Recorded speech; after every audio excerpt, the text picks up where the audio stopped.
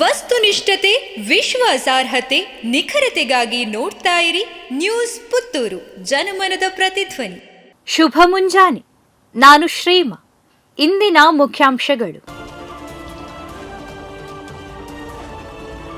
AVG English medium ಸ್ಕೂಲ್ನ ಮುಖ್ಯೋಪಾಧ್ಯಾಯರಾಗಿ Amarnath. ಬನ್ನೂರಿನ ಅಲಂಬುಡದಲ್ಲಿ ಕಾರ್ಯಾಚರಿಸುತ್ತಿರುವ AVG English medium ಸ್ಕೂಲ್ನ ಮುಖ್ಯೋಪಾಧ್ಯಾಯರಾಗಿ ಅಮರನಾಥ್ ಪಟ್ಟಿ ಅಧಿಕಾರ ಸ್ವೀಕರಿಸಿದರು. ಇಂದು ಶಾಲೆಯಲ್ಲಿ ನಡೆದ ಸರಳ ಸಮಾರಂಭದಲ್ಲಿ ಶಾಲಾ ಅಧ್ಯಕ್ಷ ಕಳುವಾಜೆ ವೆಂಕಟರಮಣ ಗೌಡರು ನೂತನ ಮುಖ್ಯೋಪಾಧ್ಯಾಯರಿಗೆ ನೇಮಕಾತಿ ಆದೇಶ ಪತ್ರ ಮತ್ತು ಶಾಲಾ ಕಡತಗಳನ್ನು ನೀಡಿ ಶಾಲು ಹೊದಿಸಿ ಶುಭ ಹಾರೈಸಿದರು. ಸಂಚಾಲಕರಾದ ಎವಿ ನಾರಾಯಣ ಅವರು ಪ್ರಾಸ್ತಾವಿಕ ಮಾತುಗಳನ್ನಾಡಿ ನೂತನ ಪ್ರಾಂಶುಪಾಲರನ್ನ ಪರಿಚಯಿಸಿದರು. ನಿರ್ದೇಶಕರಾದ ಸೀತಾರಾಮ ಕೇವಳ ಮಾತನಾಡಿ ನೂತನ ಪ್ರಾಂಶುಪಾಲರಿಗೆ ಶುಭ ಹಾರೈಸಿದರು. ಆಡಳಿತಾಧಿಕಾರಿ ಗುಡ್ಡಪ್ಪ ಗೌಡ ಬಲ್ಯ ಅವರು ಶುಭ ಹಾರೈಸಿ ಶಾಲಾ ನಿಯಮಗಳನ್ನು ವಿಶದಪಡಿಸಿದರು. ಉಪಾಧ್ಯಕ್ಷರಾದ ಉಮೇಶ್ ಮಳುವೇಲು, ನಿರ್ದೇಶಕರುಗಳಾದ ಪುಷ್ಪಾವತಿ ಕಳುವಾಜೆ, ಪ್ರತಿಭಾದೇವಿ ನಾರಾಯಣ, ಉಪಪ್ರಾಂಶುಪಾಲೆ ಸವಿತಾ ಕುಮಾರಿ ಹಾಗೂ ಬೋಧಕ ಮತ್ತು ಬೋಧಕೇತರ ಸಿಬ್ಬಂದಿಗಳು ಉಪಸ್ಥಿತರಿದ್ದರು. ಮರದ ಗೆಲ್ಲು ಕಡಿಯುತ್ತಿದ್ದಾಗ ವಿದ್ಯುತ್ ಶಾಕ್ ಹೊಡೆದು ಕಾರ್ಮಿಕ ಮೃತ್ಯು. ಮರದ ಗೆಲ್ಲು ಕಡಿಯುತ್ತಿದ್ದಾಗ ವಿದ್ಯುತ್ ಶಾಕ್ ತಗುಲಿ ಕಾರ್ಮಿಕ ಮೃತಪಟ್ಟ ಘಟನೆ ಬೆಳ್ತಂಗಡಿ ತಾಲೂಕಿನ ಹುಣಸೆಕಟ್ಟೆ ಪುಂಡಿಕ್ಕು ಎಂಬಲ್ಲಿ ನಡೆದಿದೆ.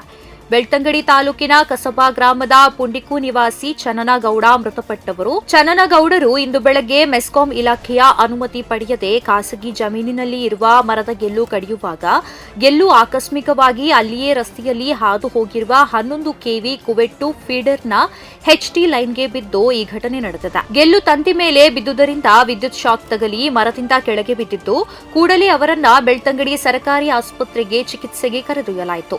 ಅಲ್ಲಿನ ವೈದ್ಯರು ತಪಾಸಣೆ ನಡೆಸಿ ಹೆಚ್ಚಿನ ಚಿಕಿತ್ಸೆಗಾಗಿ ಮಂಗಳೂರು ಆಸ್ಪತ್ರೆಗೆ ಕರೆದುಕೊಂಡು ಹೋಗಲು ತಿಳಿಸಿತ್ತು. ಅದರಂತೆ ಮಂಗಳೂರು ಆಸ್ಪತ್ರೆಗೆ ಕರೆದೊಯ್ಯುವ ವೇಳೆ ದಾರಿ ಮಧ್ಯೆ ಅವರು ಮೃತಪಟ್ಟಿರುವುದಾಗಿ ತಿಳಿದುಬಂದಿದೆ. 3 ತಿಂಗಳಲ್ಲಿ 49.6 ಕೆಜಿ ಚಿನ್ನ ಸ್ಮಗ್ಲಿಂಗ್ ಮಾಡಿದ್ದ ರನ್ಯಾರಾವ್ ಹವಾಲಾ ಮೂಲಕ ದುಬೈಗೆ ಕೋಟಿಗಟ್ಟಲೆ ಹಣ ರವಾನೆ. ನಟಿ ರನ್ಯಾರಾವ್ 3 ತಿಂಗಳಲ್ಲಿ ಬರೋಬ್ಬರಿ 49.6 ಕೆಜಿ ಚಿನ್ನ ಕಳ್ಳ ಸಾಗಾಟ ಮಾಡಿರುವ ವಿಚಾರ ಬಯಲಾಗಿದೆ. ಗೋಲ್ಡ್ ಸ್ಮಗ್ಲಿಂಗ್ ಕೇಸ್ನ 3ನೇ ಆರೋಪಿ ಸಾಹಿಲ್ ಜೈನ್ ಡಿಆರ್ಐ ಮುಂದೆ ಈ ವಿಚಾರ ಬಾಯ್ಬಿಟ್ಟಿದ್ದಾನೆ. ನವೆಂಬರ್ನಿಂದ ರನ್ಯಾ ಬರೋಬ್ಬರಿ 49.6 ಕೆಜಿ ಚಿನ್ನ ಸಾಗಿಸಿದ್ದಾಳೆ. ಈ ಚಿನ್ನವನ್ನೆಲ್ಲ ತಂದು ಸಾಹಿಲ್ ಜೈನ್ಗೆ ಕೊಟ್ಟಿದ್ದ ರನ್ಯಾ ಅದನ್ನ ಆತನ ಮೂಲಕ ಮಾರಾಟ ಮಾಡುತ್ತಿದ್ದಳು. ಅಷ್ಟೇ ಅಲ್ಲ, ಚಿನ್ನ ತರಲು 30 ಕೋಟಿ ರೂಪಾಯಿ ಹವಾಲದ ಮೂಲಕ ದುಬೈಗೆ ಸಾಗಾಟ ಮಾಡುತ್ತಿದ್ದಳು ಎನ್ನುವುದು ತನಿಖೆಯಲ್ಲಿ ಬಯಲಾಗಿದೆ. ರಾಜ್ಯಸಭೆಯಲ್ಲೂ ಪಾಸಾದ ವಕ್ಫ್ ಮಸೂದೆ ಪರವಾಗಿ 138 ವಿರುದ್ಧ 95 ಮತಗಳು. ರಾಜ್ಯಸಭೆಯಲ್ಲಿಯೂ ವಕ್ಫ್ ತಿದ್ದುಪಡಿ ಮಸೂದೆಗೆ ಅನುಮೋದನೆ ಪಡೆಯುವಲ್ಲಿ ಎನ್ಡಿಎ ಸರ್ಕಾರ ಯಶಸ್ವಿಯಾಗಿದೆ. ಗುರುವಾರ ತಡರಾತ್ರಿ ವಕ್ಫ್ ತಿದ್ದುಪಡಿ ಮಸೂದೆಯನ್ನ ರಾಜ್ಯಸಭೆಯಲ್ಲಿ ಮತಕ್ಕೆ ಹಾಕಲಾಯಿತು. ಮಸೂದೆಯ ಪರವಾಗಿ 138 ಮತಗಳು ಮತ್ತು ವಿರುದ್ಧವಾಗಿ 95 ಮತಗಳು ಚಲಾವಣೆಯಾದವು. ಪ್ರತಿದಿನದ ಸುದ್ದಿಗಳಿಗಾಗಿ ನೋಡ್ತಾ ಇರಿ ನ್ಯೂಸ್ ಪುತ್ತೂರು, ಜನಮನದ ಪ್ರತಿಧ್ವನಿ. ಧನ್ಯವಾದಗಳು. ವಸ್ತುನಿಷ್ಠತೆ, ವಿಶ್ವಾಸಾರ್ಹತೆ, ನಿಖರತೆಗಾಗಿ ನೋಡ್ತಾ ಇರಿ ನ್ಯೂಸ್ ಪುತ್ತೂರು, ಜನಮನದ ಪ್ರತಿಧ್ವನಿ.